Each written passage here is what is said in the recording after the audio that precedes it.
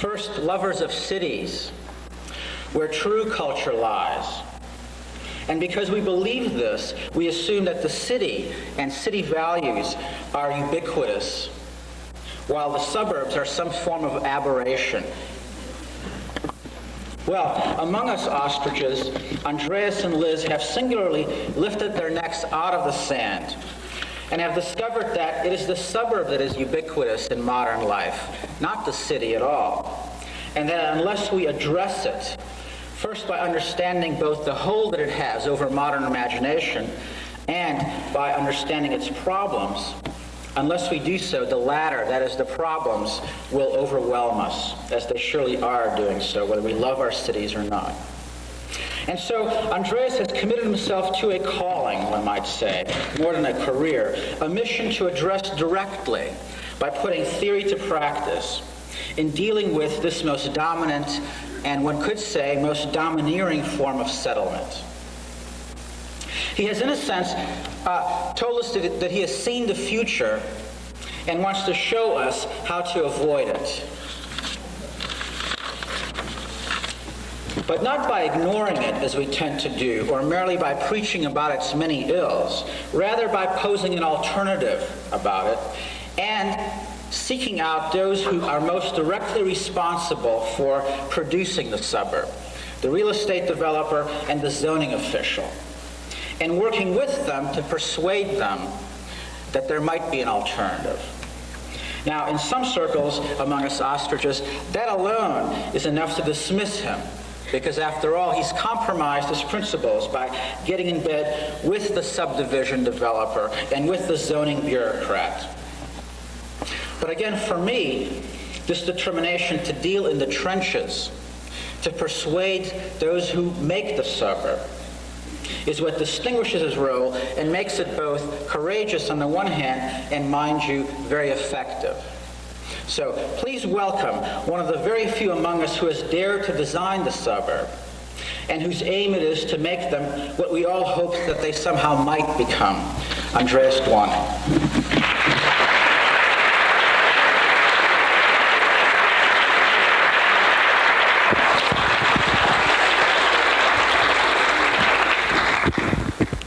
Thank you, Alex. I try not to think about how to begin. I bring little pieces of paper up here and see what comes of it, but I do know that I am slightly nervous this time because I have never lectured to anyone who has paid $8.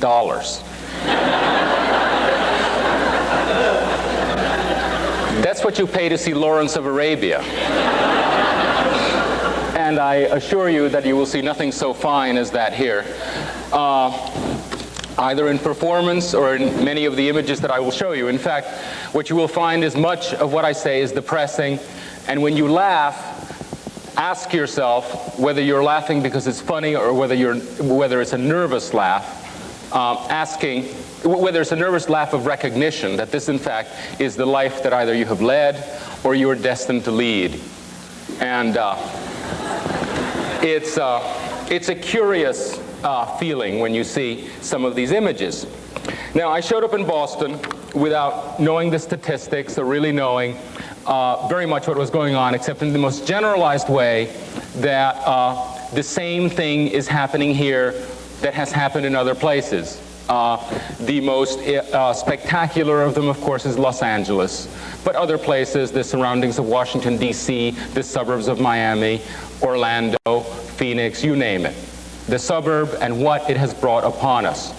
But knowing that it is in everyone's mind, and that hardly a day goes by without something happening in the press, I knew that I would run across something, and I could hardly believe it when I found this article on the Metropolitan Area Planning Council, who had made a report. They had done a model of the year 2010 on Route 9. Well, here's the story. It's actually worse than I thought. You're well on your way to becoming Los Angeles by 2010. Route 9 by the year 2010 will be bumper to bumper from 9 o'clock in the morning to 10 p.m. There will be the traffic in general, not just Route 9, but in general, will be 450% worse. Nothing will be 450% worse, not even inflation by that time. The number of cars on the road will increase by 97%, which is way ahead of the population increase. And I could go on reading and reading, but perhaps the one that is the most damaging is that worldwide pollution and energy consumption will be 350% greater than it is today, which of course is unsustainable. All this is tied together, and very intimately tied together, with the way the suburbs are designed. That's the bad news. The good news is that I believe that things can be done very quickly, gratifyingly quickly, from the experiences that we've had in the last few years. So let's start.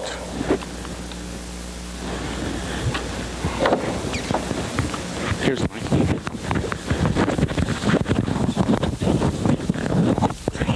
delicate little machine.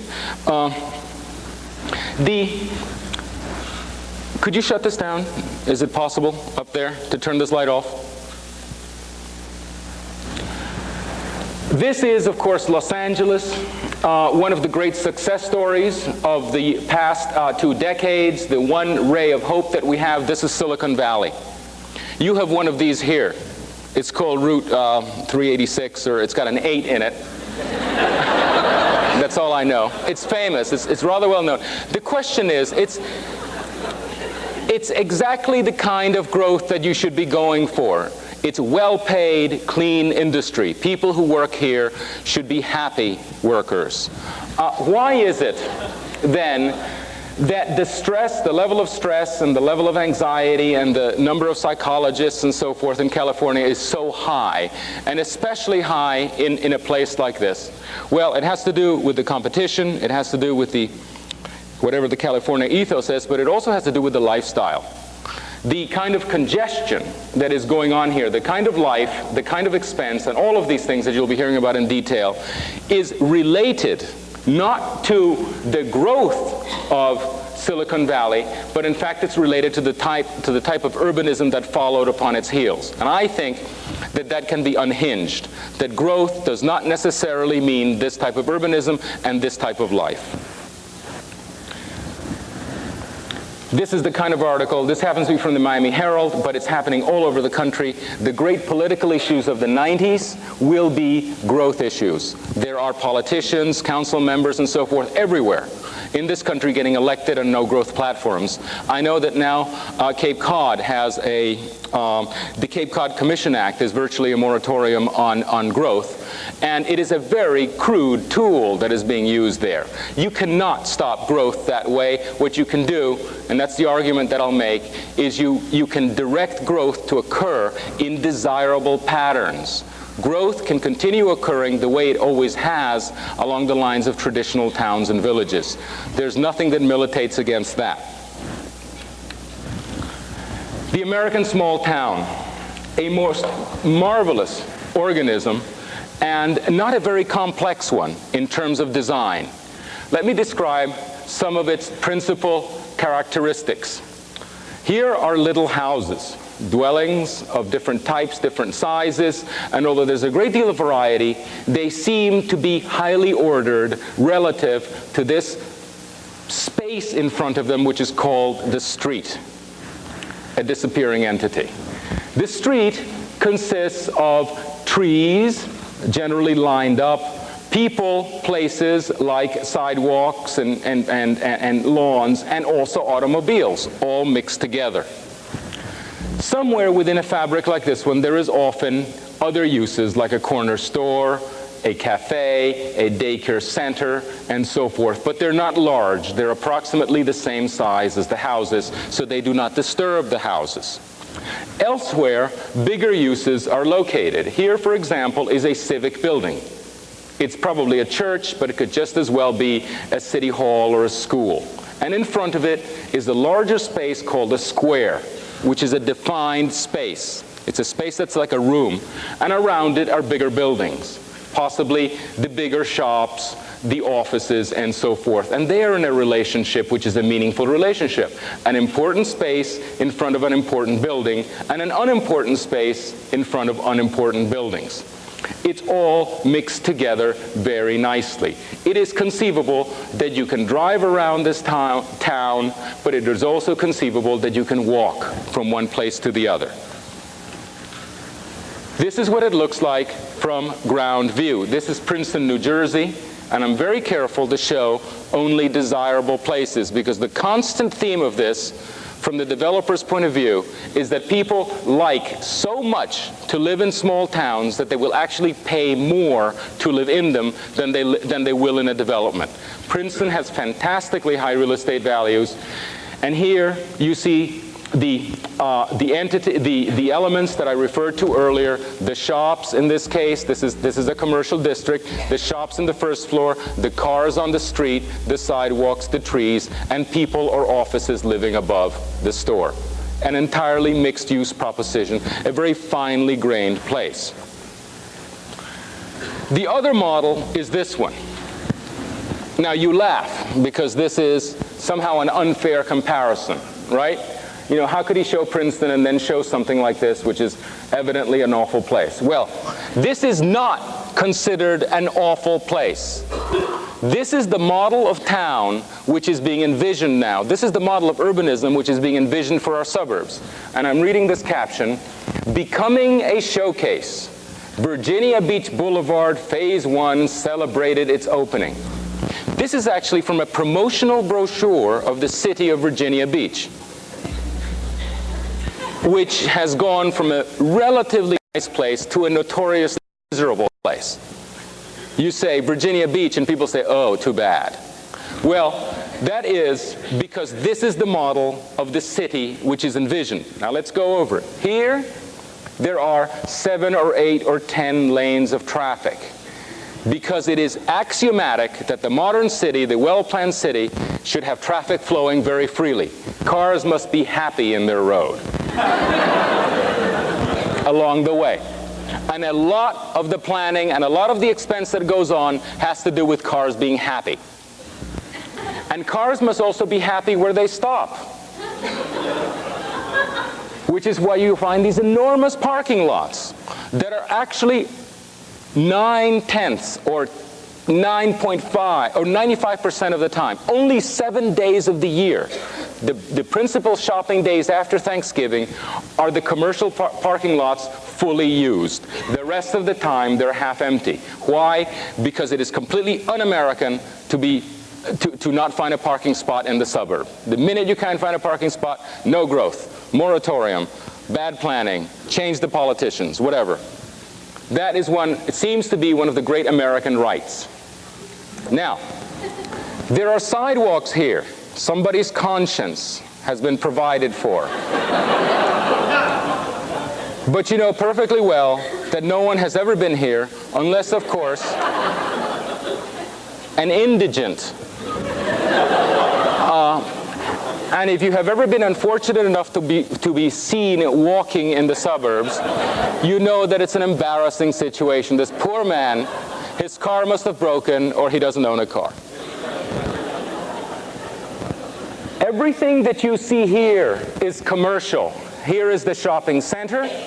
Here is the drive-through teller for the bank. Here is the Pizza Hut. Here is the McDonald's. Everything that you see is a single use. No one lives here, nor do they live sufficiently near here to be able to get here by walking. It's an entirely automobile society. That's another part which is very important about the modern planned suburb. Uses are rigorously separated. People live in one place, and people shop in another, and people work in a third one, and all the medical facilities are in a fourth, and all the industrial parks are in a fifth. In very, very sophisticated zoning codes, there are as many as 20 different categories of non-mixed use. The rigorous separation is like religion to the current planners. And here it is from eye level. Now, you say, well, pretty ugly, isn't it? Yeah, it's ugly, but everything here is by code. Everything.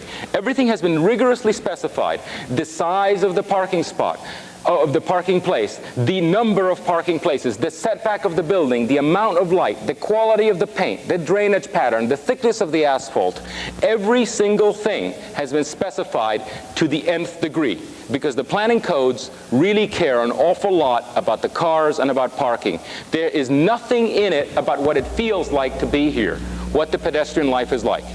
This is what we have in place. This is the model that we have. This is a zoning code, a very modern one. You can tell it's modern because it's at least 2.5 inches thick. It is zealously administered by the zoning administration of Dade County. Perhaps 100 people administer this code. The longer they administer it, the worse Dade County gets. The worse the traffic, the uglier it gets, so on and so forth. What is the problem? The legislation is in place. People are following the legislation. The problem is that the wrong city is being modeled. The automobile city is the destiny of most of our suburbs. It is not an aesthetic issue. I know this is a museum of fine arts, but I will not discuss aesthetics today. I will discuss hard social and technical issues. This is not a terribly ugly street. It's just a medium ugly street. After all, I could have shown it to you without trees. I could have shown you one in a traffic jam. You know, that would be fair game because that's the usual condition. Instead, I'm being fair and I'm showing you a nicer portion of a highway. The problem is not the aesthetic problem. The problem is that this vehicle is the only means by which a suburbanite can be in the public realm, the time spent in public. Now, after years of social legislation, we find ourselves in a society that allots us 1 free hour between the place of dwelling and the place of work, and another free hour between the place of work and the place of dwelling in the evening. We have an hour. After that, we have to go home, feed the kids, mow the lawn, and various social responsibilities. But we do have 2 hours to ourselves. In the current model of the suburb, those 2 hours are spent in the most stressful and expensive way imaginable, which is competing with your fellow citizen for asphalt, which is in scarce supply, which is why in the suburbs citizens tend to so drastically dislike each other. Now, I have a slide that comes next that I haven't put in the lecture yet called "Man Shot for Making Slow Left Turn."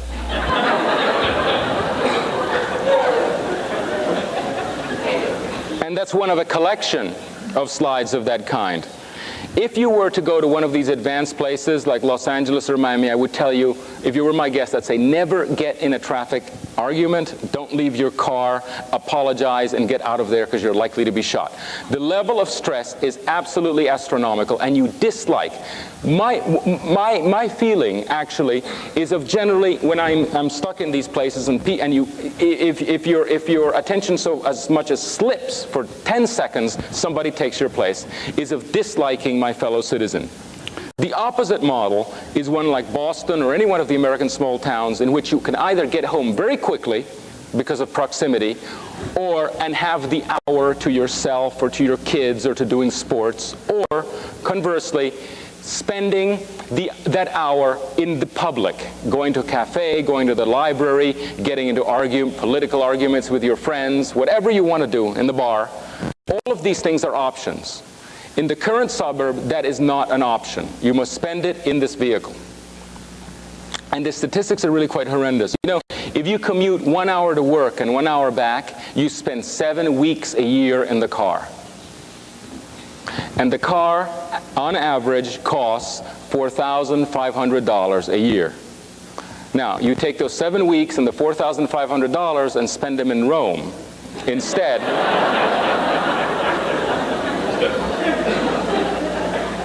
And you can see the kind of impoverishment of American life, which is the destiny of those who can only afford to live in the suburbs.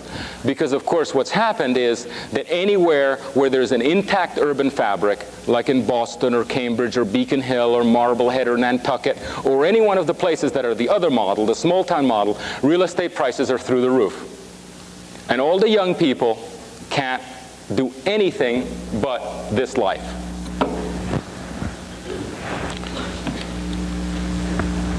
Here's a square mile. It's a very typical square mile, which is why I've selected it to show you. It happens to be west of Miami, but it contains within it all the housing and suburban types which are currently being built in the suburb. And it's very curious. Here you have, this happens to be a community college, but it could also just as well be a shopping mall or an office park. Any one of these big pieces of construction that have a sea of parking around them. It's a place where a lot of people work. Down here is a small portion of the American dream, the quarter-acre house in the curvilinear street.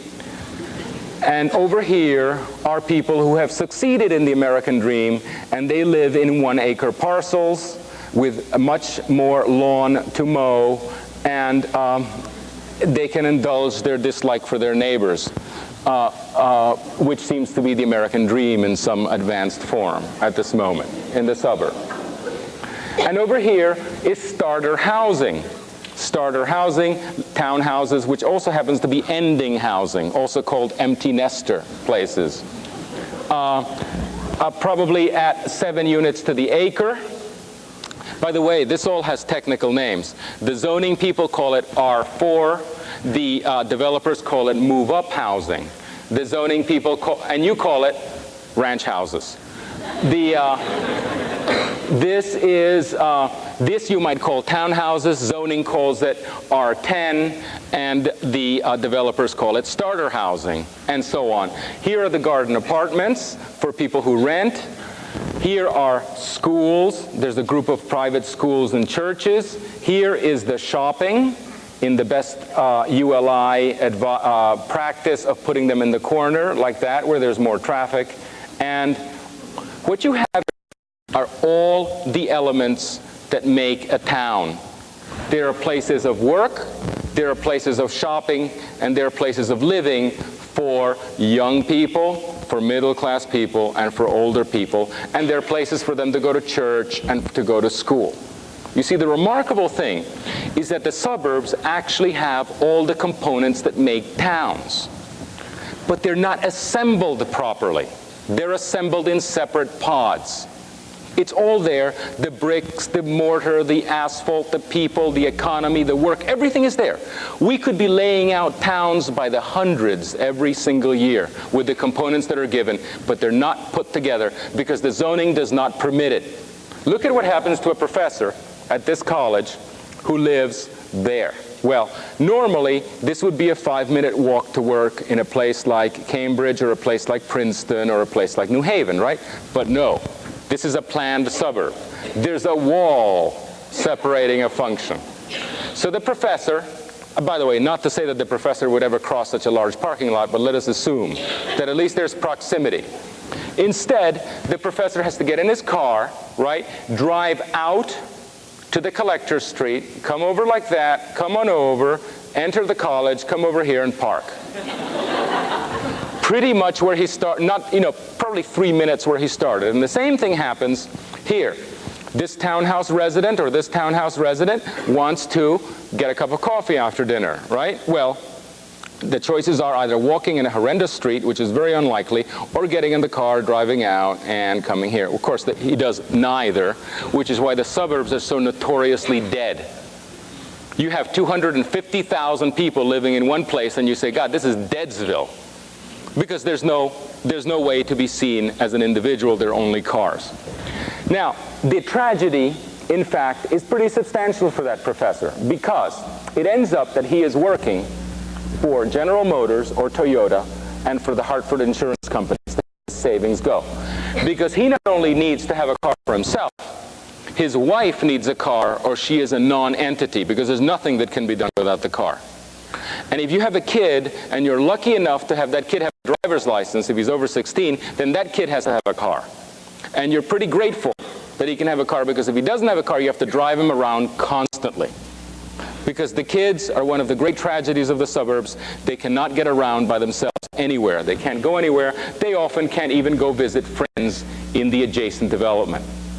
One of the tragedies about the suburbs, and it's one of the hidden tragedies, is that it is if you assume that it is the mothers who drive the kids, Well, the mothers have great difficulty in pursuing their careers, if they have careers. But there's a very personal anecdote. My sister was a journalist with the Miami Herald. She had 2 kids, and she became a chauffeur, which is her new profession, my sister the chauffeur. And the tragedy is that there was no choice, because she really could not find a place where the kids could exist by themselves. It just was not being provided in all of Miami. The suburb, it turns out, is a profoundly sexist urban pattern. The problem is not so much the amount of driving either, but the fact that every single trip, and I'm going to repeat this later, that every trip hits the main road. That is the source of the traffic congestion. And I'll show you a diagram later that explains it more clearly. Now let's look at some real aerial photographs. Here is a completely planned suburb, very carefully done according to list codes. Here is the collector street. Here's one residential neighborhood, very charming. Here's another residential neighborhood, very dark. But if a kid ever had to get from here to there, he really had to, because there are no connectors. See? No connectings, no connectings. There's a residential disconnection, which, by the way, gives rise to utter social segregation, because these are quadruplexes. These are people that probably earn only $25,000 a family. These are single-family houses, and these are people that earn $100,000 a family. And these people never live or never see these people. Complete segregation. And over here, you probably have people that earn $150,000, and they don't see each other, they don't live together, which in the more advanced suburbs, you get this new phobia of people who are unlike yourself economically, and you really feel terrible if anything like affordable housing comes anywhere near your place of living. The relationship of residential to commercial is equally sealed. Here is a wall, and for good measure, also a drainage ditch. In case anybody here would ever want to arrive at the very handy commercial center, which is next door. No way. Out you go, driving and coming back. There is somehow the feeling left over from the Industrial Revolution, where industry was first separated from housing with good reason, that commerce will in fact kill you if it's anywhere near. That is just the end result of, or the snowballing of this original very healthy instinct that factories must be separated from residential, which was the first act of planning in the 19th century. Now the separation is absolute and everything is separated from everything else. And it is unnecessary. It is not even necessary to separate industry anymore, because it doesn't smell and it doesn't make noise anymore. And in fact, you can have it pretty near to where you live without any problems at all. Here, in fact, is a place of working. Here is a place of dwelling. And here, there's a slightly different case being made here, because here there isn't a wall, right? Here there isn't a wall. These people can come right out and go to work. Why is it then that this sidewalk is disconnected? No one has bothered to build it. And there's no worn grass either. Know why? Because this street is such a miserable experience to walk on. It isn't just enough to provide proximity. It is not just enough to provide filtration. It is also necessary to detail the street in such a way that pedestrian life can occur. And that takes, there are two rules for that.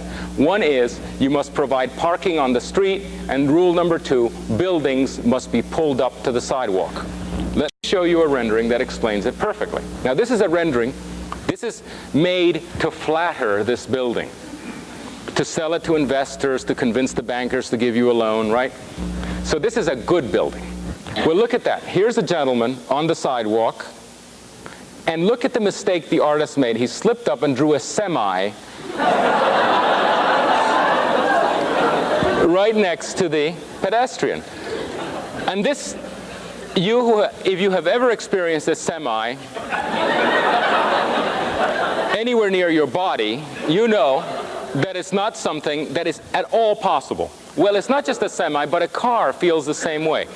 A car traveling at 25 miles an hour, just 25 miles an hour, a few feet from your body, feels dangerous. The wind, the potential splashing, the potential accident, wherever cars are taken away from street, wherever parked cars do not exist, pedestrian life has a very difficult time. Cars must be allowed on the streets. Now, of course, they're not allowed in the suburbs. In the most advanced plans, parked cars are stripped from the streets, and the streets are given up entirely to automobiles and to semis. And over on the other side, what do you have? What is this pedestrian rewarded by? The hoods of parked cars, the grills, instead of a building. Now, however miserable this building is, it is still something nicer and more interesting to walk by than the hoods of parked cars. What should really happen is that this building should have been forced to come forward to here, to the sidewalk, so that the pedestrian, as they do all over Boston and all over any traditional towns, you walk by the buildings because the buildings are interesting, what happens in the windows are interesting. Well, that's not allowed in the suburbs. In the suburbs, you have to pull your building back. And what do you do with the front lawn, or, well, the front yard? You must put the cars that would otherwise be parked on the street. Really, what should happen is that the building should be moved forward, the parking lot should go to the back, and at least some of the cars should be on the street, the way it happens in traditional towns and traditional cities. But that's not permitted anymore. That's not the model of the suburb which is in mind, because the traffic engineers want the cars to be happy. Here's an instance of an interesting adjacency. Here is an office park, and here is a shopping center. Now, this shopping center undoubtedly has a lunch place, and these are people who eat lunch right there. Now, what happens when, in fact, they want to have lunch? Do you think that any of these will actually come down the elevator, be tempted by their beautifully parked car, absolutely convenient, a car that you fall into because it's so convenient? Well, they overcome that temptation. Then they must cross the parking lot. Then when they get here, they must go over the berm. Now, you know about berms? That is the latest invention in the codes to make the suburbs somehow more palatable. You berm it to hide the parking. They're very hard to go over, and besides, you look stupid going over a berm. And human beings have a sense of dignity. You would not be caught dead going over a berm. I've tried. Well, you go over the berm. Then you face a street that is really remarkable because, you know, it's only a two-lane road. See? One car and another car. But because the traffic engineers are in control of the roads of this country, this two-lane road has really become some monstrous width full of hieroglyphics, all signaling to drivers who are assumed to be spastic and moronic. Because that's the only way that drivers are now, if you read the manuals of the traffic engineers, that's what they have in mind. You need to be warned half a mile ahead that there might be one lane less. Look at all this paint and all this extra asphalt and all this writing just to allow you to make a left turn. I mean, for God's sake, you know, let the drivers take care of themselves. But no, everything has to be done to maximum efficiency, so you cross 5 lanes instead of 2. You go over. This one doesn't have a berm. It's an older model. You go into the parking lot. You cross the parking lot. You go to the lunch place. Well, you know how many people have ever done that? Not one ever. You can say these things with absolute certainty.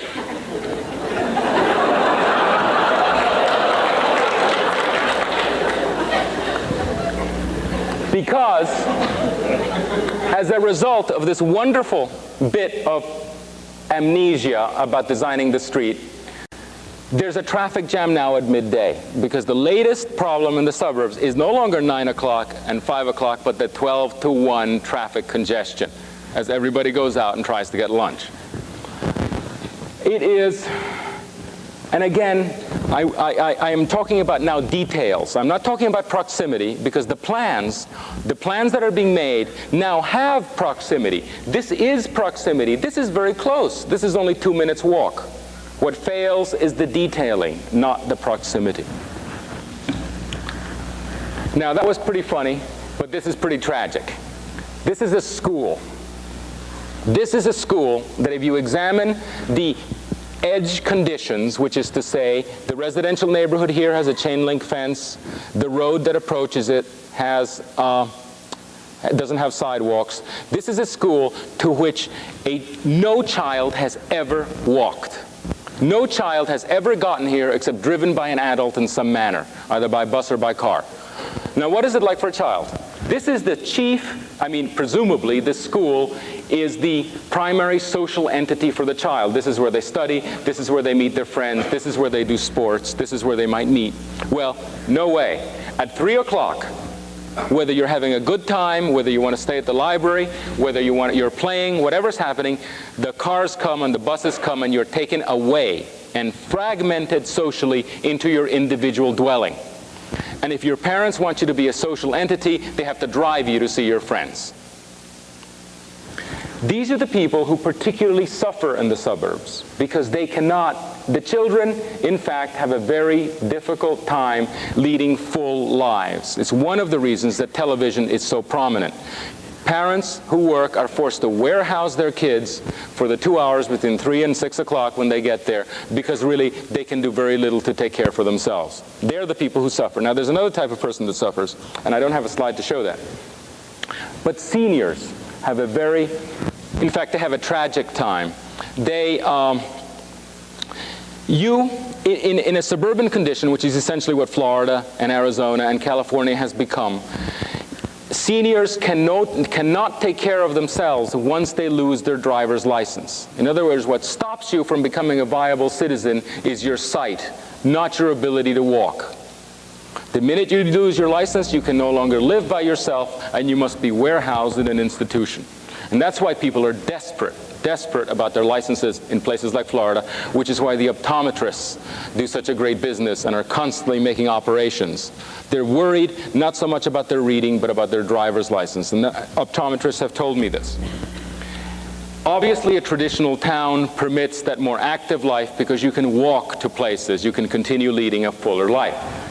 This is what the modern plan looks like. This is a perfectly typical piece of planning submitted to a planning agency. The collector streets are here, and these are the pods with the different densities and the different functions. This might be commercial, and this might be industrial, and this is townhouses, single-family houses, and so forth. Look at the crude quality of it. Look at how coarse it is. Look at now a development done in the 1920s. Approximately, actually, a smaller scale. It has several things. First of all, each color represents a different use, a different land use. Look at how finely grained it is. These edge blocks might have stores. These might be single-family houses. Here are townhouses. Look at the alleys. Look at the number of streets. Look at the many things that can happen in this small piece of ground, and look at the many ways that you can get everywhere. It's a completely different model, completely different. This is the way we used to do things until 1950. From colonial times until 1950, there were two ways of living. You either lived in a town or city, or you lived in a rural area. Now, there is another model. This one has disappeared, and now you must live in a suburb. And here's the diagram that can summarize it all. Here's a collector street. This is the congested piece. Here is a shopping center or a shopping mall with its parking and its individual connections to the shopping street. Here are the little Pizza Huts and branch banks and so forth, the little strip commercial, each with individual access to the collector street. By the way, you cannot have a pizza and deposit a check without driving out onto the collector and back again, because they're disconnected. Okay. Over here is something which might be an apartment cluster or perhaps even an office park, again with its individual connection to the collector street. And over here is a residential neighborhood with the little bits of housing, the little blocks of housing and the green area. And over here is a school, each one with its individual connection. Not only can you not get from anywhere to anywhere else, but every single trip, every single trip hits the collector street. There's plenty of asphalt. Don't worry.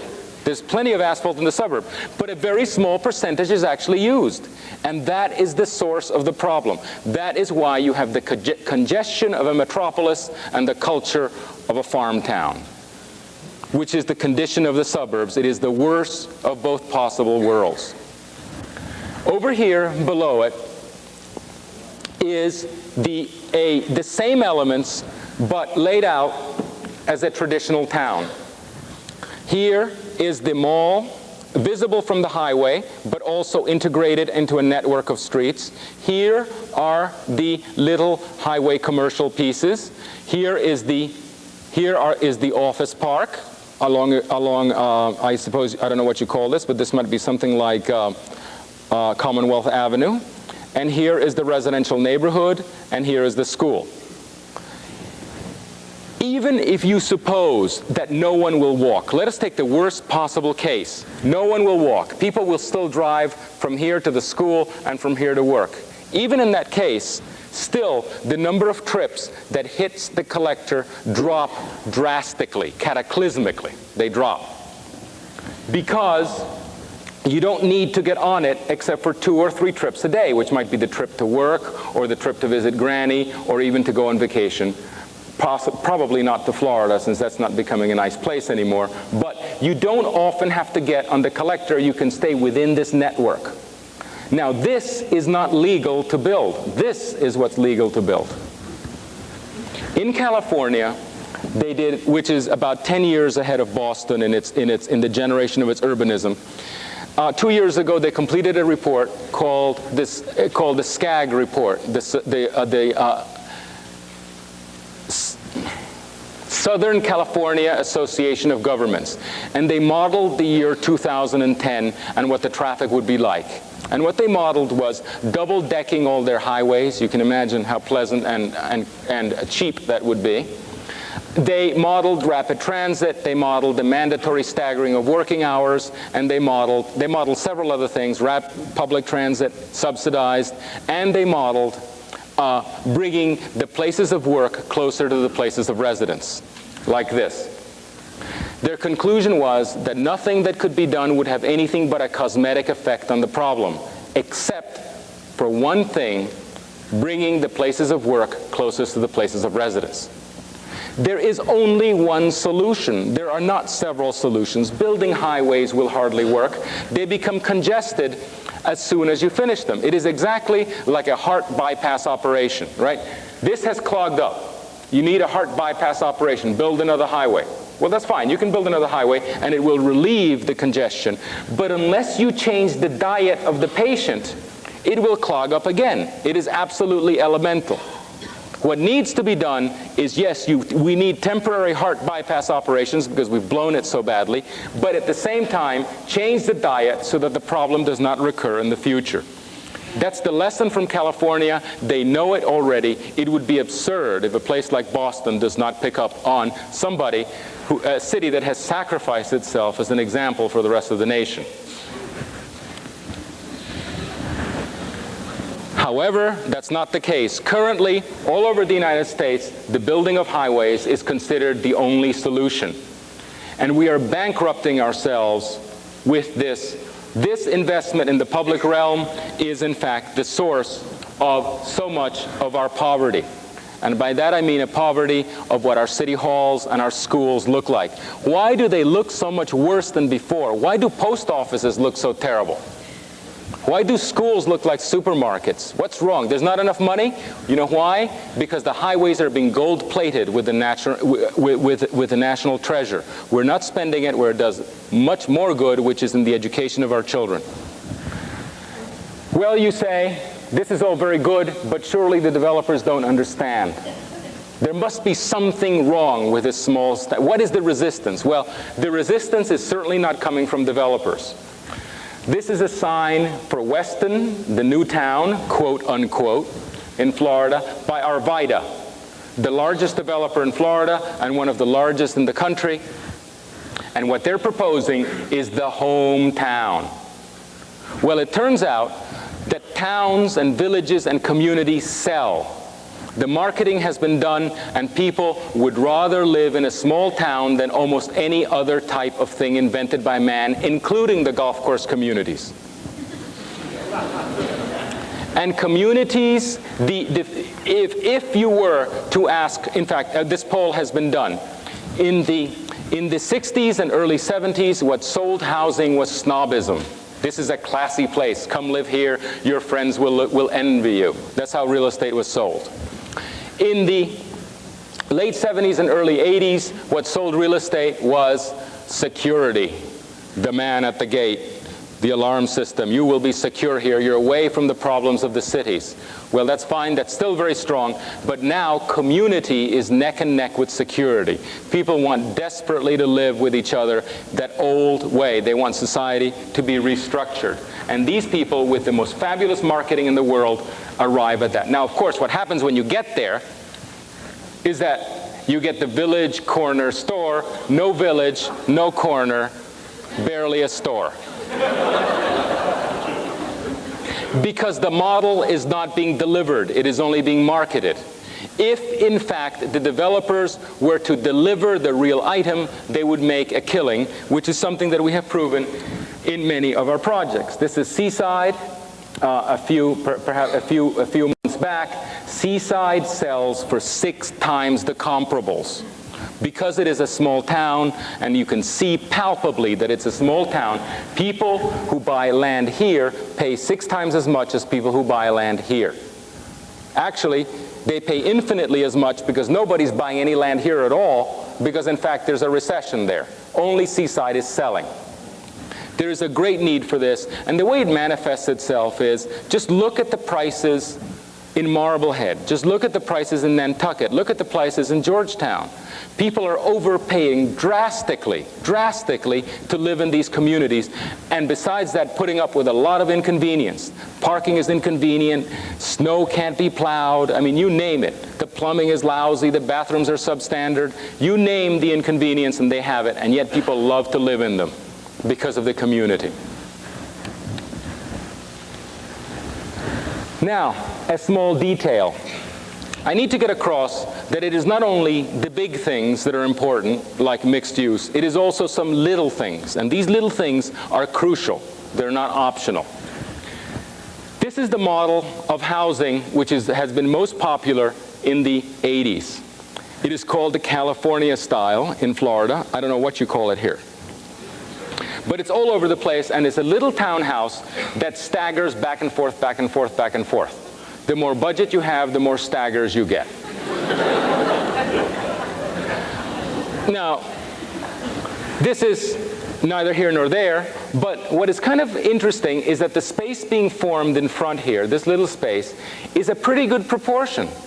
It's got an asphalt, and it is very much like a street. Well, yes, it could be a street, except when you look at it, look at what happens. Here are the staggers. What happens is that this jogging back and forth, which is so popular, and by the way, so easy to do for the architects because they never have to work out a facade.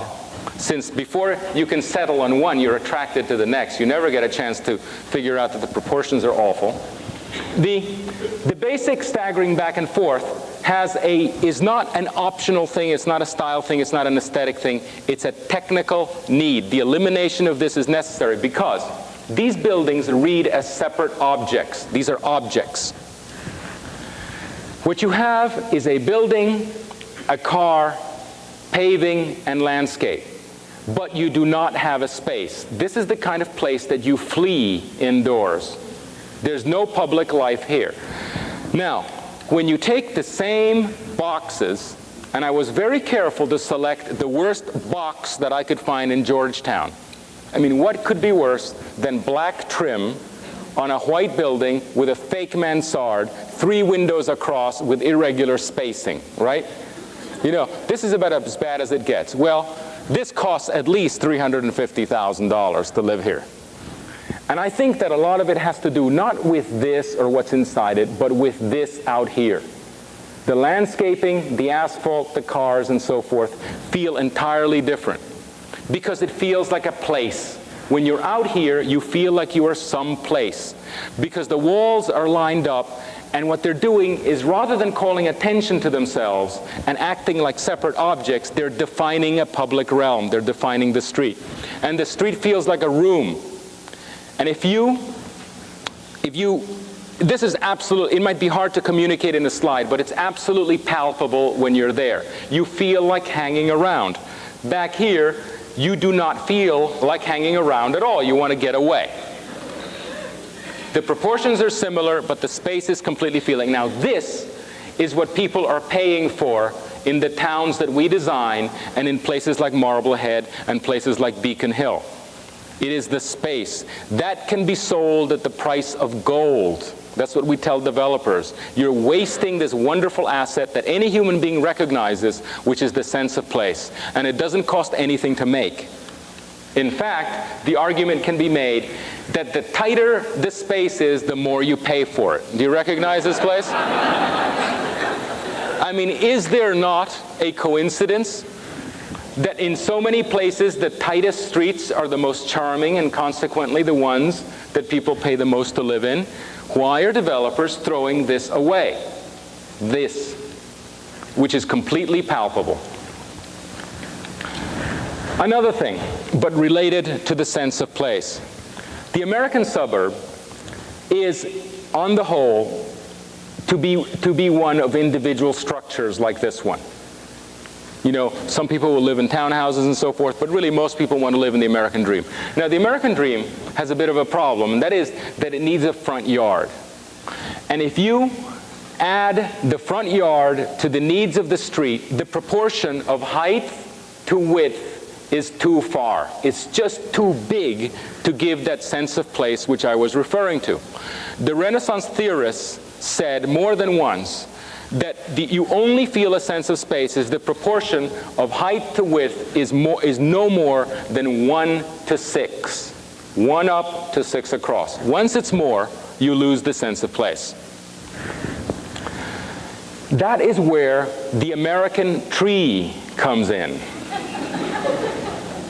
And as you know, the American Elm Street, quote unquote, no more elms, but Elm Street as a concept, is one of the glories of world urbanism.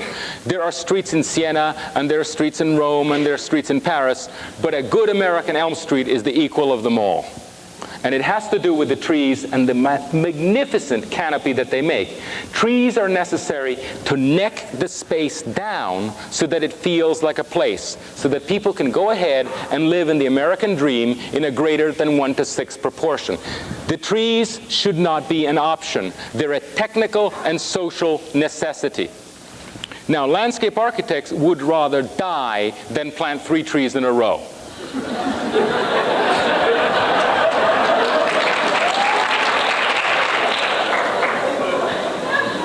It is considered somehow unworthy of charging a fee to do that. Instead, what they do is they take the magnificent landscaping budgets, this is in Florida, and they try to make it like the Everglades has somehow wandered in. Clump here and clump there. And actually, what they're after is really quite picturesque. I mean, this makes a good picture. It feels good, it looks pretty good, but it does not form space. It is a form of interior decorating gone outdoors. There is a place for picturesque landscaping, and it's in the park. Parks have picturesque landscaping, not the street. The street has the need to align the trees, and that should be in the codes, at least until the landscape architects learn to line up the trees. Related to the issue of separation of functions.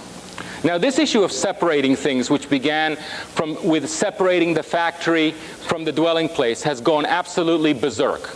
And everything is separated from everything else. This is the current model for developing the suburb, in which the street has now been separated into the go lanes and the stop lanes. Now, as you remember, it is perfectly normal to drive on a street, to park on the street, and to put houses on the street. right? Those three things happen together in the slide of Georgetown. Well, that's not the current model. The current model is to separate the GO street from the parking street and to, as much as possible, separate the unit from the street itself. So this poor developer has had to spend a great deal of money building this completely unnecessary strip of asphalt, which is in any case, which is there and separate because the engineers want cars to go very quickly and be very happy. Now that isn't very good in a residential neighborhood, which is why they put speed bumps. First you design it for 40 miles an hour, and then you hobble it to 15. Why not take the natural organic mixture of cars and houses and let the human faculties decide what speed that you can go on, which is naturally very slow when people are living on a street. Well, let's take this thing. What if we eliminated this piece? Say, developer, save yourself the money, let's use it somewhere else. Well, where we would use it is here, the American alley. One of the glories of urbanism, one of the really civilized inventions of the early 20th century. You have some in Boston, so you know what I'm talking about. It's a place where the dumpster goes, right? You know, we have become a society accustomed to walking past our garbage. The dumpster by the front door is perfectly normal. In fact, it's only possible to live the way we do thanks to the invention of the plastic trash bag. Because if that weren't there, it would be intolerable, because these have been eliminated. But beyond that, this is a very useful device, the alley. The infrastructure can go along it, so you don't have to cut down the street trees. And most important, all the garage doors can face the rear.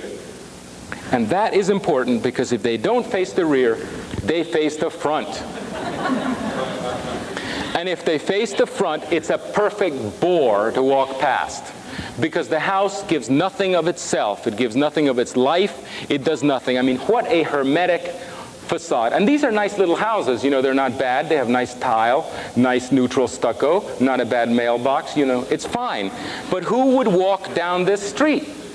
There is nothing being given of the life of the house. And yet, if alleys do not exist, this is unavoidable. In a medium-sized suburban lot, more than 50% of your frontage is occupied by garage doors. And by the way, these people are behaving because the cars are inside. Normally, they're outside.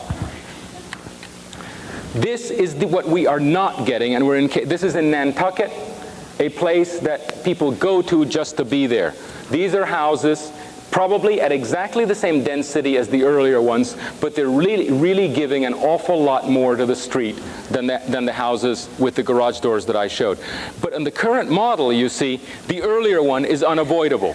No architect is skilled enough to turn this into a decent pedestrian experience because garage doors have their limits.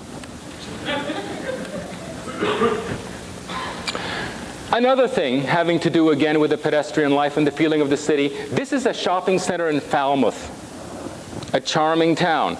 A shopping center, a strip shopping center. Well, you know, you probably don't remember this because it blends right into the nice old town. Why? Because the parking is to the rear, you see, and the pedestrian life in the front has been secured, you see, by the building being brought forward, so it forms a very good neighbor to all the houses. Notice that this is a strip shopping center, and that's a house.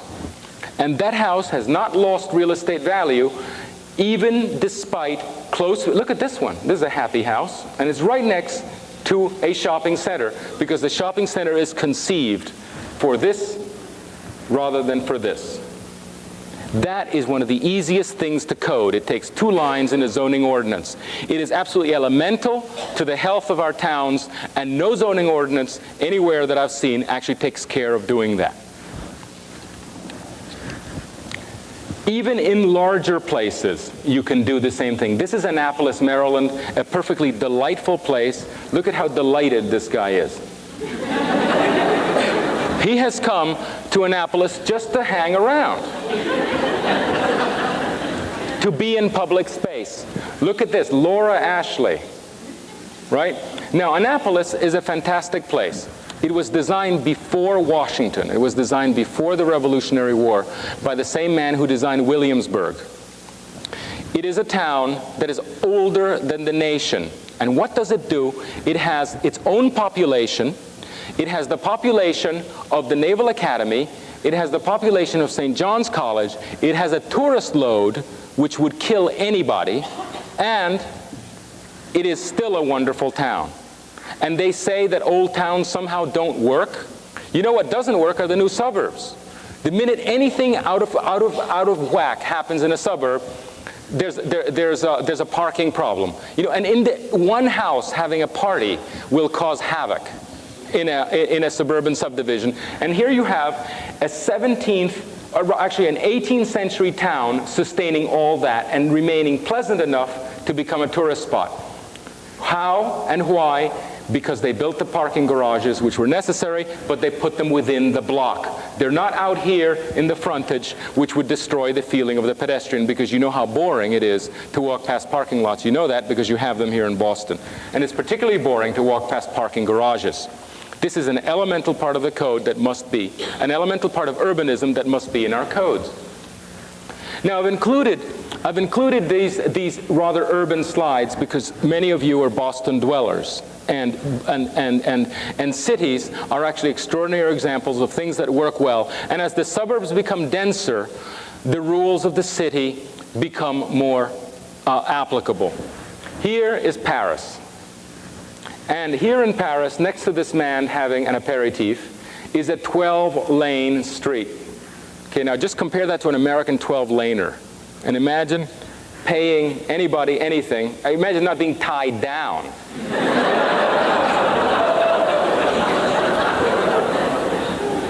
Now, how did they manage that? Well, by a complex and sophisticated understanding of all of the elements that make a street.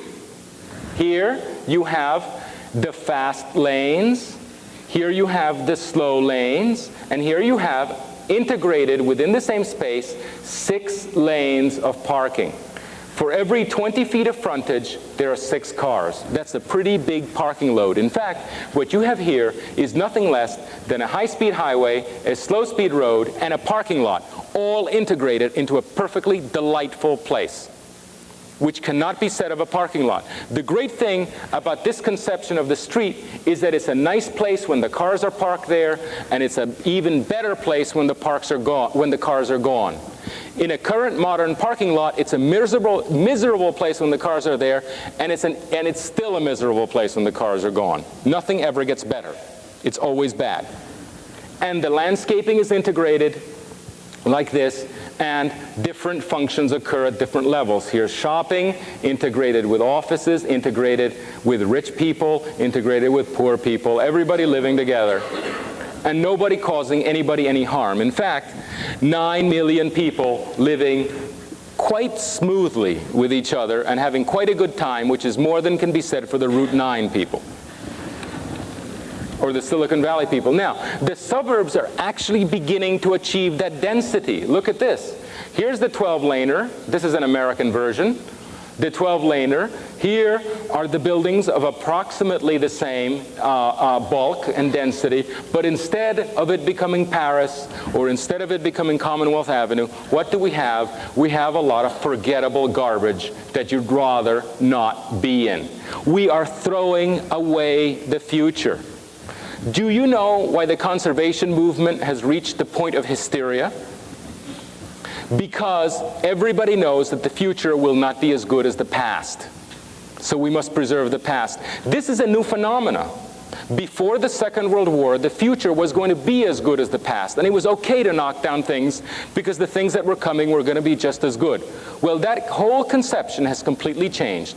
And we're quite right in preserving every stick of old buildings if our future is going to be like this. Now, the tragedy, of course, is that we're building the equivalent of cities. We're building the equivalents of Commonwealth Avenues. We're building the equivalents of Georgetowns and Beacon Hills and Nantuckets and all these wonderful things, except they're not as good. In fact, they're terrible.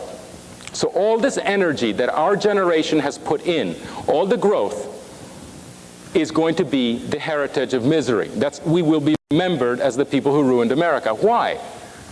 And it's absolutely unnecessary. Another technicality. Here I am for scale.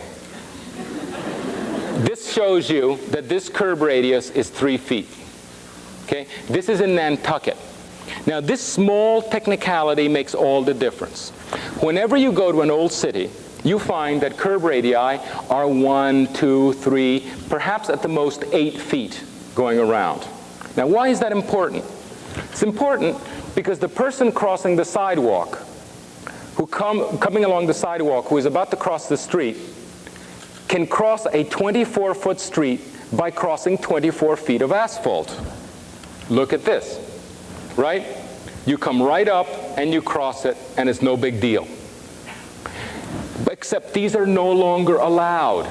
Right now, what they want, what the Department of Transportation and the suburban codes want, is 35 feet, or at the very least 25, but 35 is quite common, which is to say the curve starts here and sweeps back like that. What that effectively does is that crossing a 24-foot street becomes a 48-foot cross. You see, you've doubled the amount of asphalt. Now that means, since people only cross when they know they're not going to be hit by a car, people observe and they say, aha, 24 feet, at approximately 100 feet, if a car's 100 feet away, I can make it across. However, if you double it, that car has to be 200 feet away before you step off the sidewalk. Now, of course, very little crossing is going to take place by pedestrians when you've doubled the crossing time. It just becomes inconvenient, and you have destroyed pedestrian life just by this act alone of the curb. This is in the codes, and it is one of the most difficult things in the world to fight. So you can go ahead and you can build traditional towns that look fine and look great and maybe work, but they're really not going to work as pedestrian environments because of this guy. Okay, this is the normal 25-footer. Look at that car. It's actually tilting, taking that curve. And that's the reason the traffic engineers want the big curves, because they don't want the cars to slow up. You see, because this is considered to be a place exclusively for the automobile. You can take a 35-foot radius at 35 miles an hour, even if you're unskilled. And if you're skilled, you can do better than that. This is my collection of, this is part of my collection of being lost in the suburbs articles. This is the story of somebody that took two days to find an address.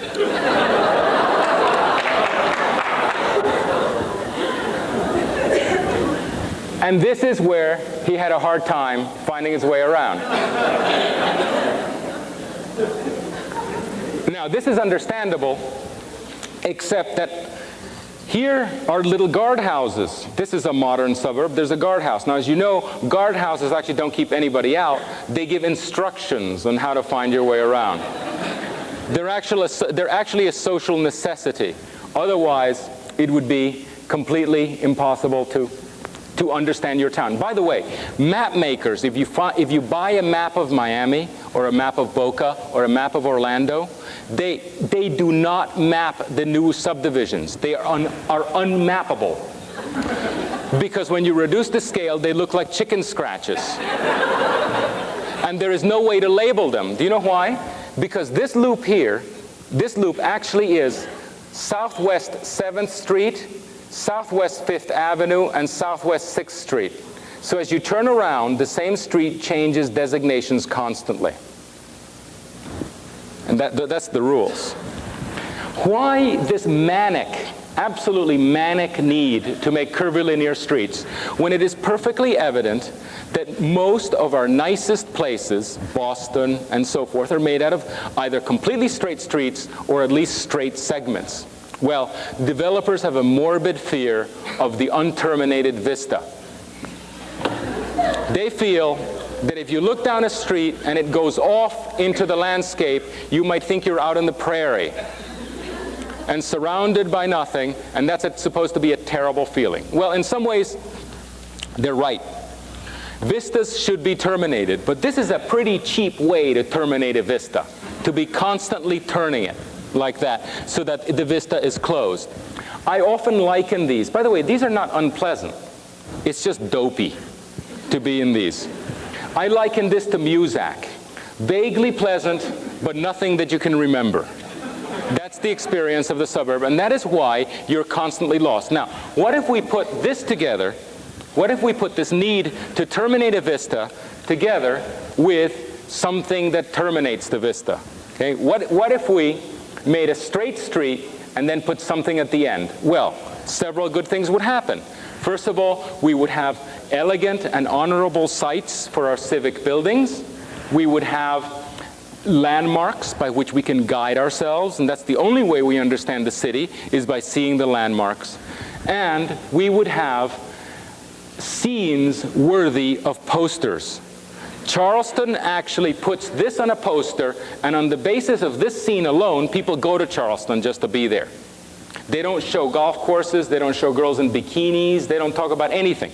They just show Charleston itself, and you go because of this scene. Well, you want to know something? That scene is illegal now, because the traffic engineers think that if you ever terminate a vista this way, you're going to crash into it.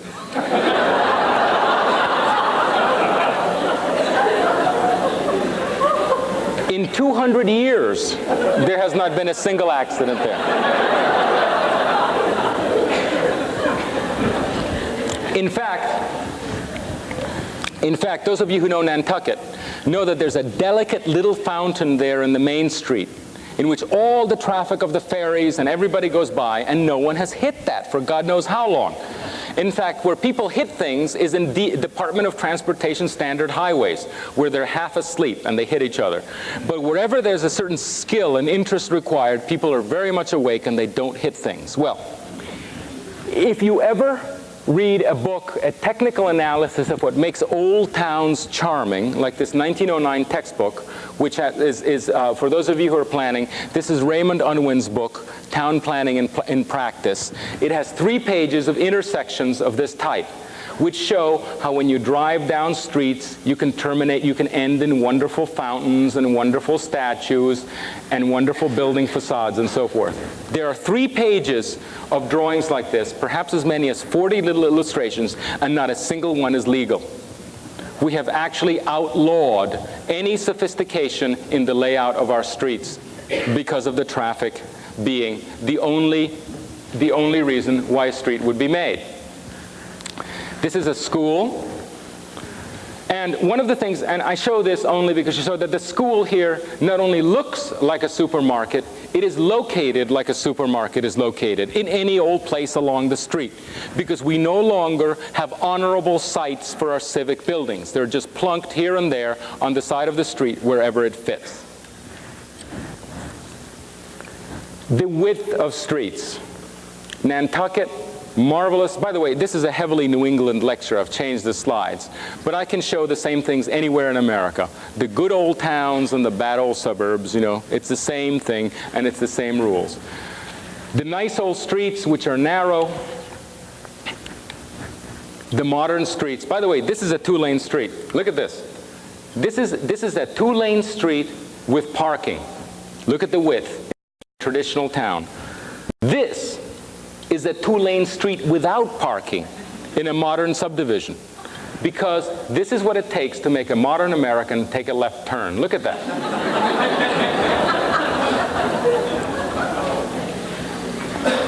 There is some evidence of human activity, however.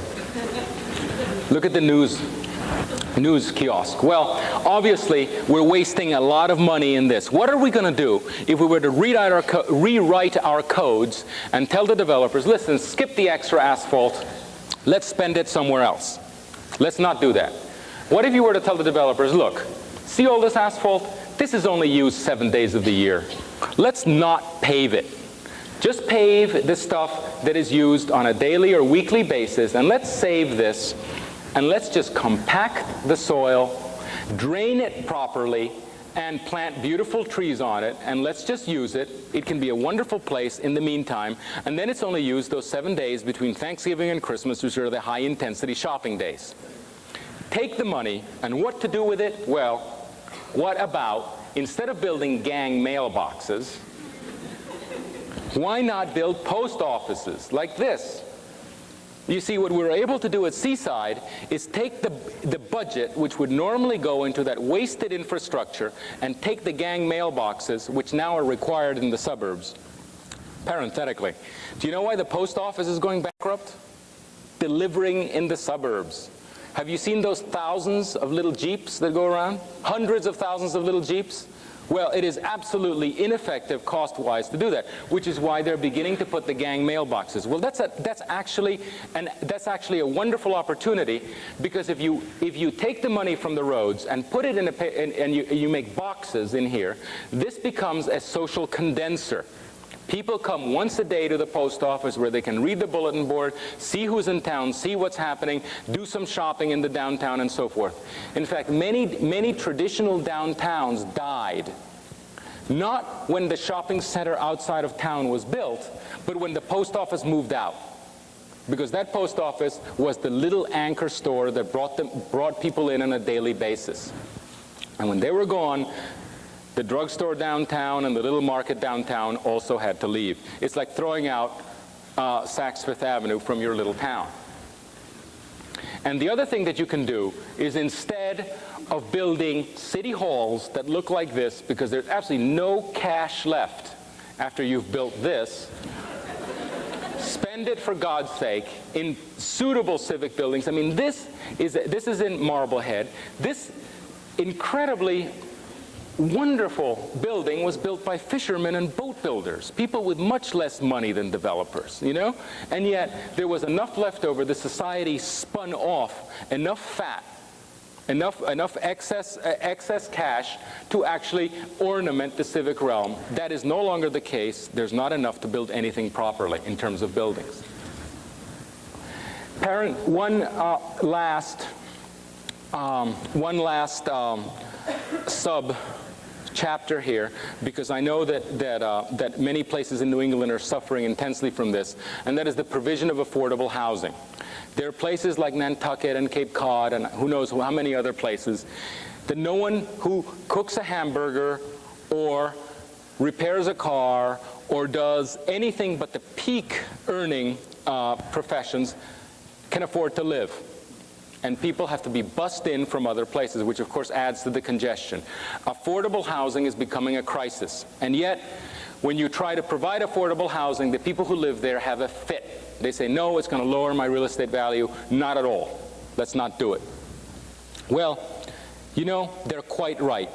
If affordable housing were provided the way that it is provided now, which is in big clusters of 50, 60, 100 units, yes, it will lower real estate prices, because that looks like affordable housing, and it has an onus on it, and very few people behaving at not the peak of form, such as letting a car that doesn't run stay in a parking space, begins the entire thing begins decaying. And nothing is immune from that. Anywhere that large increments of affordable housing are built, they go bad. Even Reston. Those of you who are planners and know Reston, Virginia, one of the supposedly great victories of the 60s in the new towns, they have built 200 units of affordable housing, and now you can't walk past it because you get mugged, or they try to sell you crack. I mean, one of the two. There are, however, other ways to do it which occur habitually in traditional towns without doing any damage. The most elemental is to not make affordable housing look any different from expensive housing. This is in Annapolis, Maryland, and over here there's a house, probably a historic house of some kind, that goes for a pretty penny. It's a pretty expensive place. Well, next to it, what do we have but two 12-foot townhouses, right? They probably sell for a tenth what that one sells. But because the massing is approximately the same, you see, this building and this building are approximately the same, they don't look different, and it's okay to have them together. It doesn't hurt the neighborhood. In fact, the only problem with this is that it's so nice that it doesn't remain affordable. And when the original owners sell it, they're forced to enter the middle class, which they might not. Actually, it's quite nice that they're able to. But this housing stock does not generally remain affordable. It simply goes up, and the kids who live here and the grandparents who live here and want to live near their children can actually do so. There's another type, which is the dwelling above the store. And this is pretty interesting. Now, it is not for the owner of the store itself. You see, it's a misconception. When people say people won't live above their store, they're right. Anybody who owns a liquor store is not going to live above it. They can afford a single-family house somewhere nearby. Who lives above the store are the people the clerks in here, and the clerk in the drugstore, and the waiter in the restaurant. They live above the store, and they're very grateful to do it. They don't need a car, so on and so forth. This is an important prototype because there are certain areas in which the price of each lot for housing is so expensive that it is actually impossible to provide affordable housing. If the price per lot is $35,000, as it often is in places like Cape Cod, well, you cannot build a house cheap enough that it will become affordable, right? The real estate price damages the possibility. However, if it were permitted that you could live above the store, well, the store could account for the price of the real estate. After all, in a shopping center, the store takes care of the price of real estate. And then the housing on top can be delivered for the price of construction alone. Just what it costs to build. That is truly affordable housing, and in fact it remains affordable because this is not necessarily the American dream, and people don't overpay for it necessarily. So that's a good prototype. And as to the old broken record, of course, it's illegal to do this. You can't do this. The last and one of the best is the outbuilding. The little building, this happens to be a garage that has been converted to a little dwelling. The outbuilding is an ancient American tradition. Williamsburg is full of them. Nantucket is full of them. Old towns have them. Here's the main house, and in the back of the main house is a little building. Generally, this building should not be more than 500 square feet. The result of a small dwelling like this is that within the same piece of real estate, somebody who has enough money to own their own house is living with someone who can barely afford the rent of anything but a $500 apartment. What you've done is you have integrated in the same piece of land radically different income groups, which is the ideal. The ideal is to integrate people who earn different amounts of money. This is a good system because the owners of the principal house police the other house.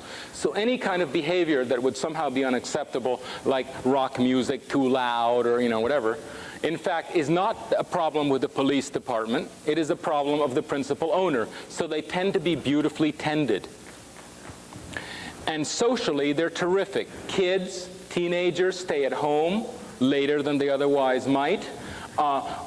Widowed parents live with the family without disturbing the son or daughter-in-law excessively. Lots of good things happen. In fact, in Australia, if you can call for one, and the government will deliver an outbuilding to you and give you a tax break on it. That is how positive an element it is considered to be. However, in this country, guess what? It's illegal. You can't have outbuildings.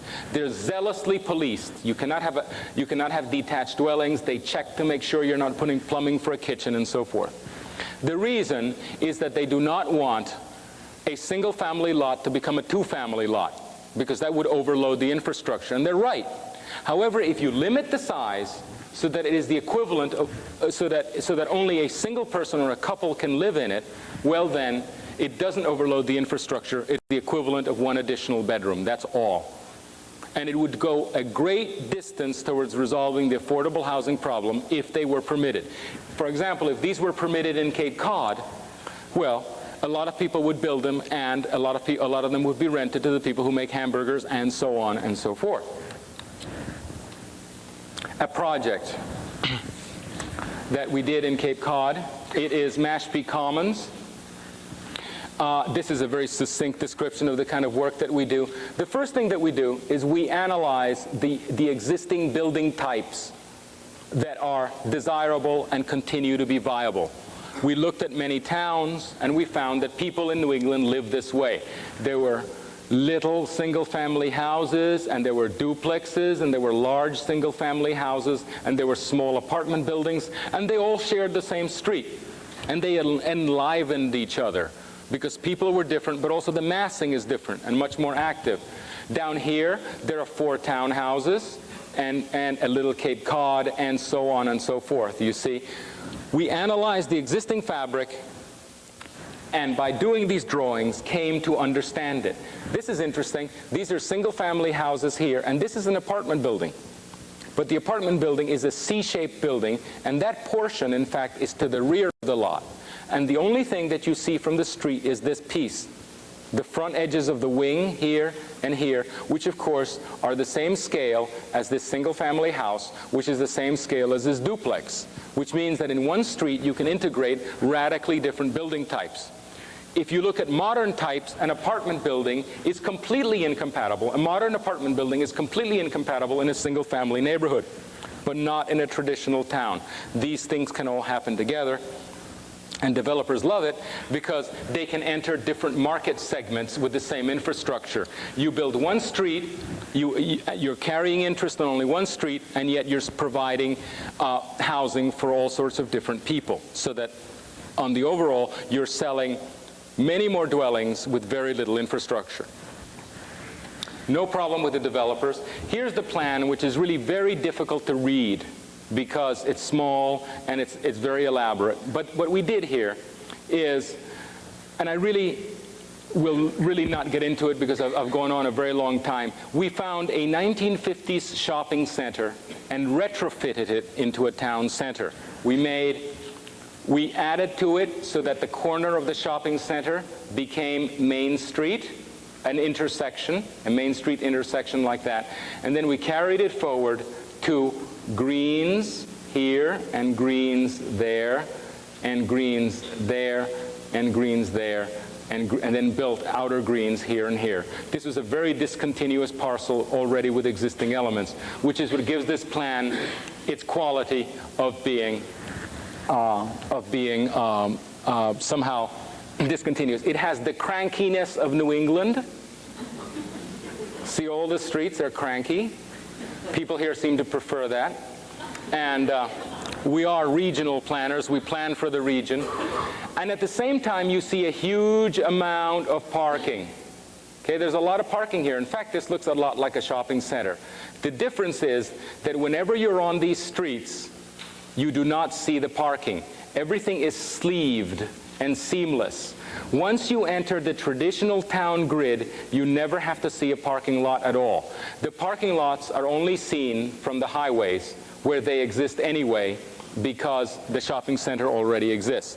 But at least those people who live within it never have to experience the highway commercial or so forth. So that does not do it justice, but let me show you just some illustrations. This, for example, is a shopping place, which is a parking lot in front with additional cars in the back. This is one of the streets with one of the city halls that one of the town halls that we're able to build because, actually one of the meeting halls that we're able to build because the streets are narrow, terminating the vista in the best New England manner. Here is a small green with a little civic building, which we can afford for the same reason. Here is a town green with a site reserved for a church. There might not be a church in the program. The developer might not give us a church, but we always reserve sites for civic buildings because history is long. Towns like this will easily last 100, 200, and 300 years, and there will be time when they will need their complement of civic buildings. And if the sites are reserved so that there's a correspondence between the importance of the building and the importance of the site, well, then it will be a beautiful town. So that church is only hypothetical, but when it happens, it will happen there. And then there are the larger greens, like this, which are our way of making the single-family suburbs, and a city hall for another green. The church is already under construction, and this is the actual city hall of the town of Mashpee, which may be built within this, because of course Mashpee at the moment does not have an urban fabric, in fact, like this one, so this might end up being the best civic space of all. This is all controlled by the need. These are street sections, very carefully designed in terms of height and width, and picket fences and trees and streets and all of the things that I mentioned earlier. We not only design the buildings, we design the streets, and not only in plan but in section. The space is very important.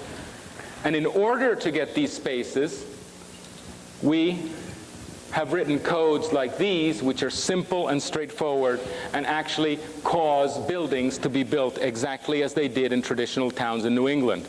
Each one of these is a particular building type, Type 1, Type 2, Type 3, and these are the rules that make it happen, whether the architect who's going to build it knows anything about towns or not.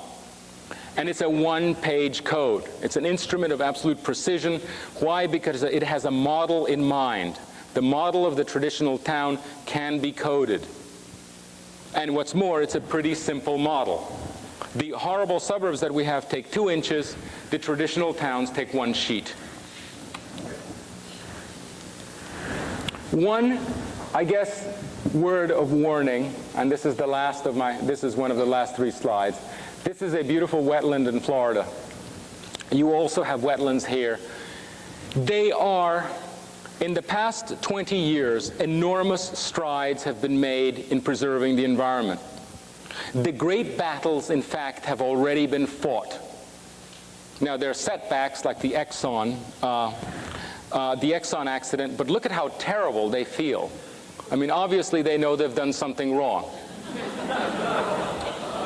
You know, that wasn't the case 20 years ago. Basically, the environment as far as the flora and the fauna are concerned are in relatively good shape. I know that in Florida, you go to jail if you touch a mangrove. I don't know whether it's as strict here. Where we are failing, in fact, is in the human ecology. We do not have rules of equal sophistication for how people will live. This is the kind of thing which is considered a great victory. After much planning and much investment, if you live in Weston, it will only take you 40 minutes driving time to get to downtown Miami. Now, this is not considered this is not an apologia. This is considered something wonderful. If everything goes well, this is all that we will achieve. You see, the current planning which is in place and the current moves towards planning are really only about traffic. That isn't enough. The lessening of traffic time, it isn't enough. It is necessary to reconstruct our society the way it used to be by making civic space, which is a set of elements that I am now tired of describing, but which are perfectly achievable. They're perfectly achievable. And it is this ecology, the human ecology movement, which really must be the agenda for the 90s. And if you have a nostalgia for the great battles, if you're tired of just smelling the smoke and really want to see the fire, this is the place to fight. It's a terribly exciting situation. And this is what Alex was referring to in terms of what we do. And actually, he's very much a part of it. He himself is designing towns also. Anyway, thank you for listening so long.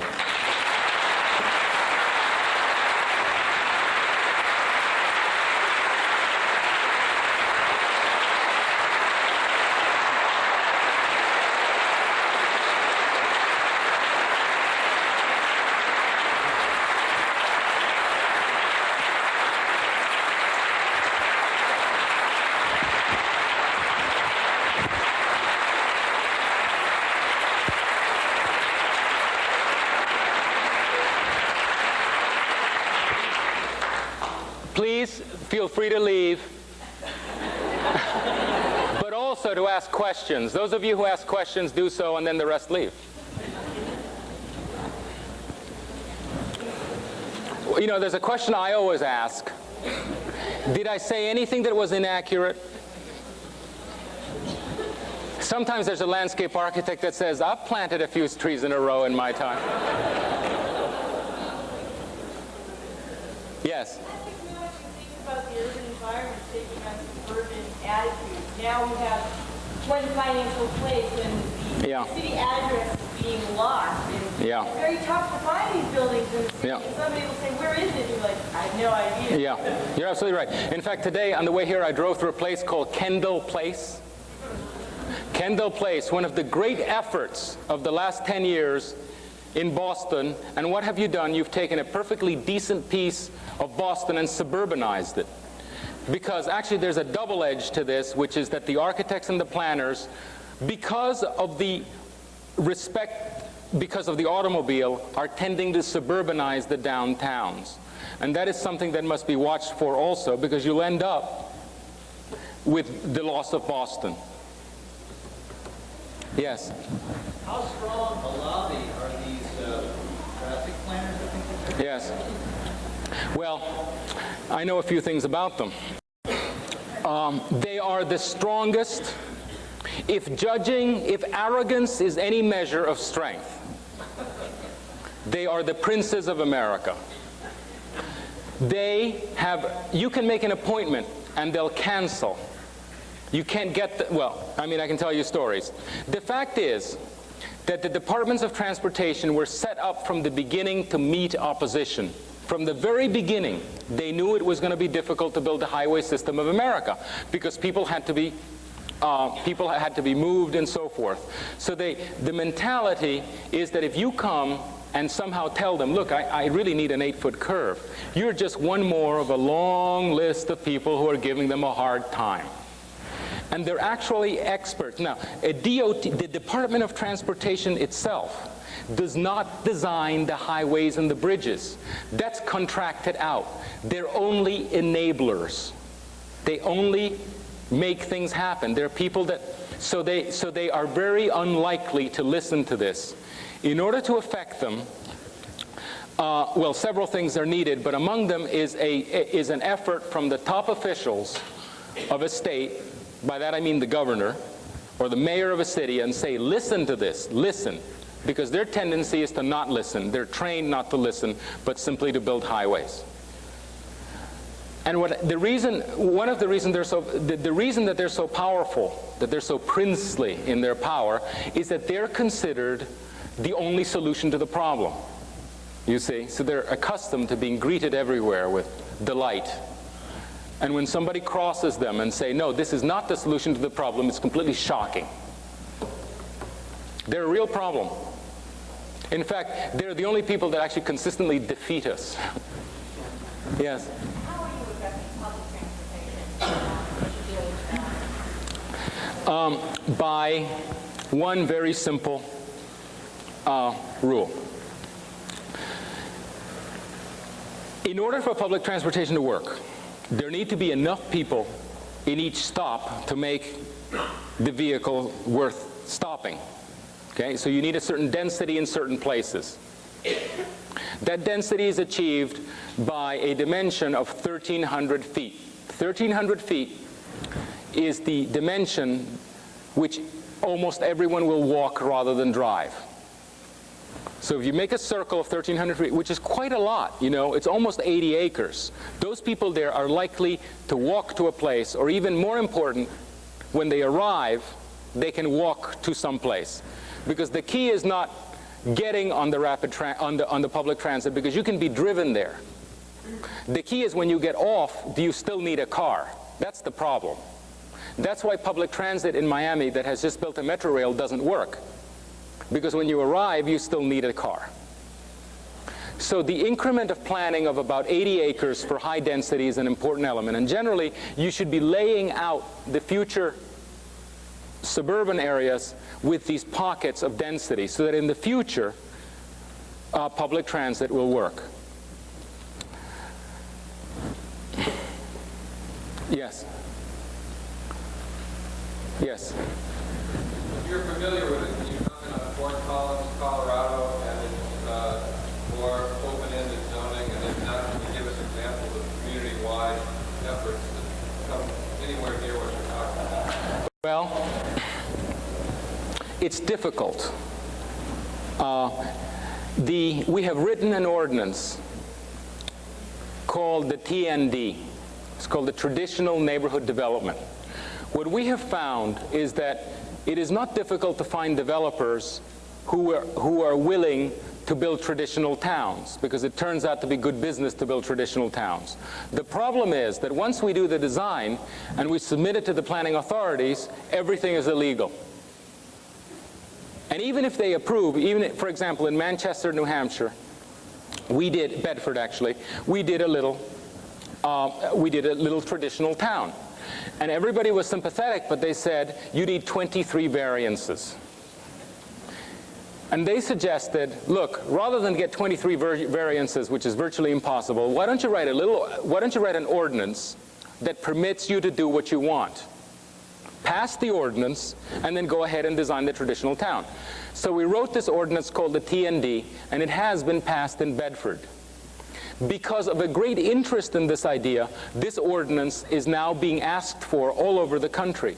It's in its final stages in Loudoun County, Virginia, Dade County, Florida, places in California. It is simply being there's a real need for it. The way we present it is not as forcing anybody to do it, because that would be politically very difficult at this moment, to force people to build traditional towns rather than sprawl. We only present it as an option. It's called the Traditional Neighborhood Development Option. And what it does, it permits developers and planners who want to build traditional towns to build them without getting variances. It just allows it to happen. Yes? Plans to do, about a year ago, I read that you were working on doing something on the June Road, Florida, that little section of English. Yeah, well, Anything happening there? we were planning to build one house. Just one house. That's where we live, and we're going to build a house for my parents, but that's all. I think you got two projects confused. Yes? A lot of this is shown the developers are inclined to do this. We have Mashpee and also South Haven progressive development. What does a town do when the town wants this kind of development and the developer is hell-bent on giving us their law? Well, if the town can politically pass the TND or a version of it as mandatory, then the developer could go ahead and build a strip mall, but it would be as a town center. You see? The strip mall could not be built independently. It would have to be grafted into housing. But still, I consider it difficult to pass these ordinances in a mandatory, unless, of course, the situation is so bad that perhaps it'll happen. It is certainly better than a moratorium. Now, one of the situations that you have here that's really pretty exciting is that people are actually angry enough to stop building altogether. And if a developer has the option between building nothing or building a traditional town, they'll take the traditional town. And I think that's what should happen, for example, in Cape Cod, where there's a virtual moratorium. Well, fine, the developers now are getting burnt. They'd be delighted to do this rather than nothing. And maybe you've reached that point where you can pass these. Yes? How do I get a copy of your TND law and ordinance? The first question has to do with the fact that I work for a small city that was built along traditional lines that gradually revised its zoning ordinance to completely unmix and segregate all its uses, suburbanize itself, and make itself unlivable. But what resources are there to educate these little city politicians who would never in a million years pay $8 for a lecture using a... I'll send you a tape for free. That's why it was taped. My experience is that I give a lecture, and I get 10 lecture invitations from it, and that's not what I do for a living. And so we tape it, and you just write us, and I'll send you a copy of the tape. And where do I get the address? Miami.